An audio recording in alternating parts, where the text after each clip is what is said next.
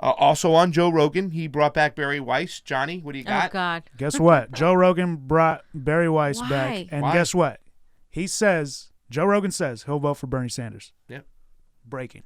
Hey. Did you hear about that? Yes, I had, but I was a little confused because I thought he had already endorsed Gabbard. Well, He did, but he said if he had to vote for Joe. Oh, okay. Joe, yeah. Okay, then He that's endorsed Gabbard. No, He said it people was were good. saying he had endorsed Bernie Sanders. People No. were saying that, and I was like, that doesn't make sense. Okay, He already. and before we play this, I got to play a little music. Otherwise, we'll get... Joe Rogan's like me. Tulsi first, God. Bernie second. Hold on. I mean, those are the only two people he would invite on a show, which I think is pretty awesome, because those are the only two people that I would invite other neoliberals just so I can roast them. But the fact that those are the only two he likes says a lot. His audience is pretty big, and I don't know why a lot of people say he's a gateway to the right when he's not.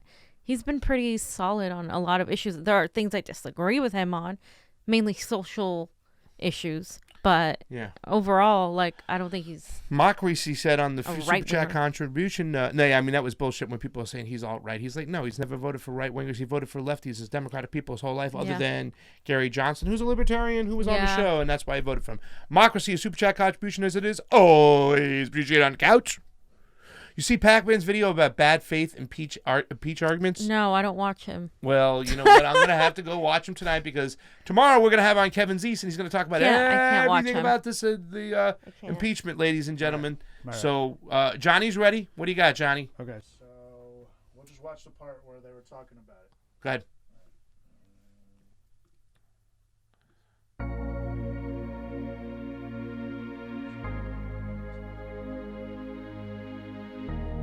He doesn't make sense. I don't think he's wasting his time. I just think he's the opposite of what people want right now. Yeah, they don't want a billionaire.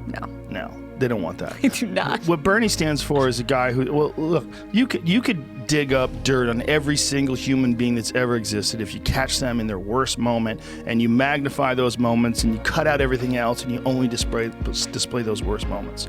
That said, you can't find very many with Bernie. He's been insanely consistent his entire life. He's basically been saying the same thing, been for the same thing his whole life. And that, in and of itself, is a very powerful structure to operate from. Yeah, and he's addressing the thing that people are most obsessed with right now, which is economic inequality, and he's really consistent on it. Did you see him here? Did you see him? Yeah, of course I did. He was so normal. He's normal. He's so normal. Did you find him winning, though? Did you like him? I liked him a lot. Because I feel like there's a huge division in people I know. Either they love him or they really, really think that he's gruff, obnoxious, all of that. Well, I know you don't like Tulsi, but I love her. I love her. I love her. I think she's awesome. I love her. I love Bernie, and I love Andrew Yang. And I talked about Tulsi and Bernie the other day, but I forgot to bring up Andrew Yang. I apologize for that. I said everybody else can eat shit. I didn't mean Andrew Yang. I do like him. It was just a mistake. What is the Tulsi appeal for you?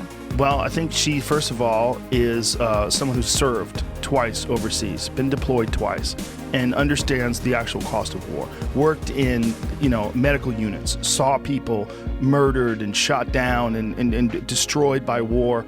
And she wants none of it. And she wants us to have less interventionist foreign policy decisions that affect people's lives and send our young brothers and sisters over there to get killed. That's one thing.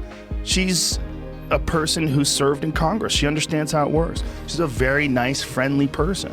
I believe her. When I talk to her, she's very genuine.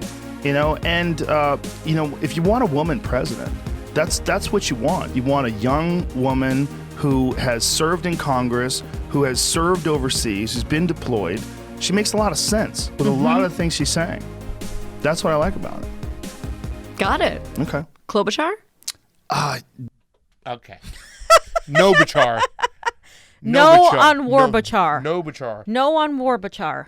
I love That's Joe Warren Rogan. and Joe Rogan's Klobuchar awesome. As together. you can see, it's top two. Joe Bernie, Rogan. Tulsi Gabbard. Yeah, and Bari Weiss, I got a comment on that. By the way, he got a lot of downvotes when he announced he was having her on the show. Yeah, look at this. Let me show you. It's got 21,000 down dislikes and 6.8 thousand likes. I liked it just for that little segment. I liked it for just that little segment, but Bari Weiss isn't very wise. And she, and even just bringing up the whole, it's just so divided. He's so polarizing. Like, there's just, she focuses on can he win? He's the guy that can win. What are you talking about? Chief. And the only reason she says so many people I know hate him, it's because she knows a lot of neoliberals and she hangs out with a lot of them, and that's why they hate him. And like, I just can't stand her. Speaking God. of neoliberals, by the way, actually, like, puts like anti-Semitic smears against Bernie, and like, here's an article I found, or Yeah. it's not anti-Semitic. She's saying that Bernie's anti-Semitic. Yeah. How are you going to say the Jewish guy, son of Holocaust survivors, or his whole family member to Holocaust survivors, is going to be anti-Semitic? Yeah. Are you freaking kidding me? If she brings him, if Joe brings her on, he should have somebody to counteract her narrative too as well on the show. That would help with everything.